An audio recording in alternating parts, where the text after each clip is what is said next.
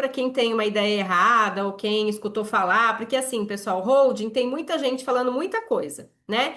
Tem muita gente querendo vender tudo e mais um pouco às custas de chantagens emocionais. Ah, vai acabar amanhã. Ai, cuidado. Ai, o imposto vai subir. Ai, não sei o que lá.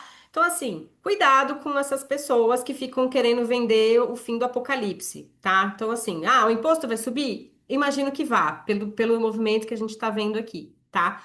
Mas é importante que vocês tenham um pé no chão, entendam o que vocês estão contratando, para que vocês tenham segurança e contratem pessoas que vocês tenham confiança, tá?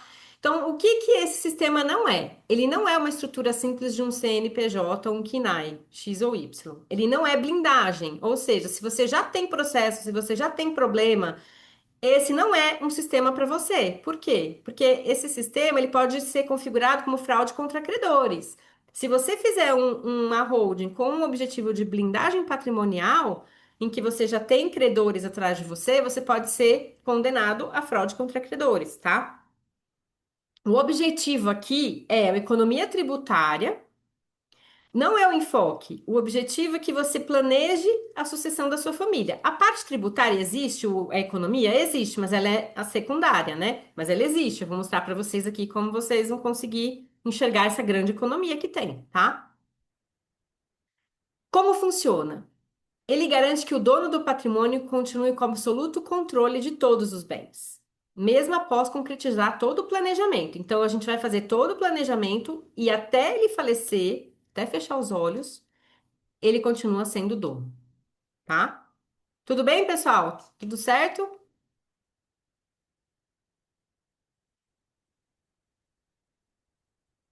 Alguém me fala se tá tudo bem, gente, que eu quero saber. Tá tudo bem? Tô entendendo? Beleza, Alberto, obrigada. Como funciona isso aqui? O sistema que opera como um cofre. O que que significa isso? Os bens que hoje, isso que o Wesley acabou de explicar pra gente, né? Os bens estão em pessoas físicas, eles vão passar, migrar para a pessoa jurídica, uma pessoa jurídica diferente, que não realiza nenhuma atividade econômica direta. Ela vai guardar os bens num cofre. A gente chama de célula cofre essa empresa que vai estar cobrindo, né? Ela vai estar com os bens dentro dela, ela vai estar protegida e ela é uma sociedade que não tem atividade econômica. Aí você fala, ai, Maíra, mas como assim não tem atividade econômica? Toda empresa tem que ter atividade econômica. Calma, a gente vai explicar isso amanhã, tá bom? A pessoa jurídica, a pessoa física não fica sem patrimônio, tá? Porque ela vai ser a dona das cotas do capital da pessoa jurídica, ou seja, ela vai ter a chave do cofre. Então, veja, os bens ficam dentro da empresa, o dono vai ter a chave desse cofre, por quê? Porque ele vai deter todas as cotas dessa empresa, ok?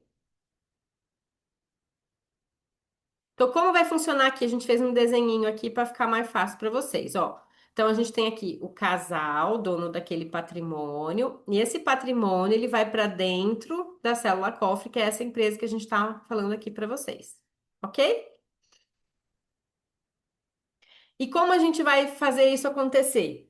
A gente vai, então, os bens do casal ou de uma das pessoas, como a gente explicou lá no começo, cada família é uma, cada objetivo é um. Aqui pode ser uma pessoa, um casal, igual o Wesley já explicou pra gente, pode ter gente que são os filhos, que tem a mulher, que tem o homem, que tem, enfim, depende da configuração. A gente pegou a configuração mais comum, que seria um casal de idosos, que vão ter, então as cotas do cofre.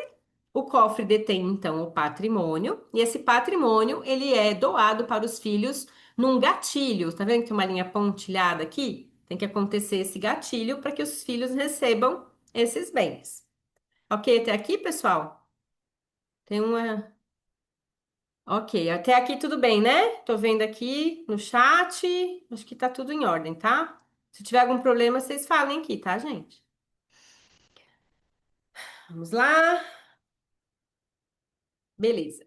Então, como vai funcionar isso, pessoal? Em vida, tá? É feita a doação das cotas para os filhos. Ela não gera os efeitos habituais da doação. A gente vai falar sobre doação aqui, tá? Porque tem muita gente que fala sobre a doação em vida, ou seja, eu vou deixar o meu patrimônio, vou doar meus patrimônio para os filhos e eu fico com usufruto daqueles bens. Tá certo? Ah, tá ótimo, né? Não, não tá ótimo. Por que não está ótimo? Quando você faz a doação em vida daquele patrimônio para os seus filhos e fica com a cláusula de usufruto, temos vários problemas aí. Primeiro, não evita o inventário. Mesmo você doando o bem, ele vai para o inventário. Então, todo aquele BO do inventário, os seus filhos vão passar tudo de novo, tá? Não vai pagar imposto em cima da doação, porque já foi pago, mas você tem todos os outros custos ali envolvidos, do inventário, certo? Fora isso, quando você faz essa doação com cláusula de usufruto e você quiser reverter isso, ou seja, você não quer mais saber, você quer que isso volte para você, você não consegue mais, ele é irreversível. Na holding, não, você consegue reverter tudo. Tudo você aperta um botão, pluga de volta e volta tudo para você. Então, um exemplo. Em vez de você falecer primeiro, o seu filho faleceu primeiro. Você quer reverter tudo isso de volta para você. Você consegue fazer isso na holding. Na doação, não. Isso já ficou, vai para o inventário do seu filho, a sua nora com os seus netos vão ficar com esses bens, e aí do que era seu não é mais seu. Não sei se vocês chegaram a ver, mas eu vi uma história de um médico, que ele resolveu dar as clínicas para as filhas, doeu tudo em vida, ficou sem, deu tudo para as filhas e achando que as filhas iam ampará-lo, ele ficou sem nada, sem casa para morar, abandonado, e ele era médico e tudo aquilo era dele. Então veja, isso é muito importante, tá? Que na holding, quem é o dono até o momento de fechar os olhos é você que construiu tudo, tá? Então isso é muito importante deixar claro aqui. De novo, os pais conservam o domínio sobre os bens, pois agora eles pertencem à célula cofre, eles continuam controlando tudo, então eles continuam sendo dono de tudo, tá? Esse sistema, gente, não é tese jurídica, não, a gente faz tudo na lei, tudo certo, tá? A lei permite, a gente faz isso, não tem nada de ilegal aqui. Existem, alguns problemas, junto com o fisco de alguns estados? Existe. Por quê? Porque, gente, nós estamos no Brasil, vocês conhecem governo. Quem tá aqui comigo que os filhos vão viajar logo mais pro exterior, com futebol, sabe o que eu tô falando? Acabaram de baixar um decreto aqui que o IOF sai de 0,38 para 3,5.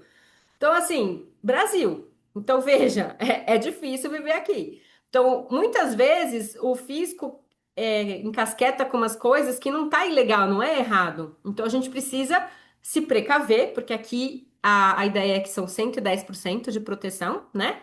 Então, a gente faz as precauções para que a gente não caia nos problemas que o fisco paulista nos traz, não é?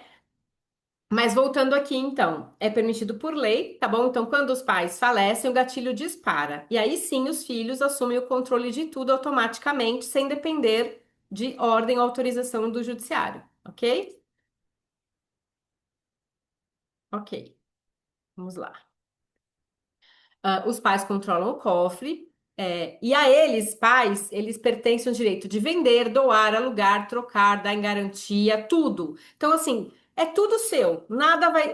Toda decisão daquele patrimônio continua sendo de vocês. Não passam para os seus filhos, tá? Aquilo que eu falei para vocês, não comunica com o regime de casamento dos filhos, seja ele qual for ou que venha a ser. Seu filho casou, descasou, comunhão universal, comunhão parcial, separação, não comunica com os cônjuges dos filhos, tá?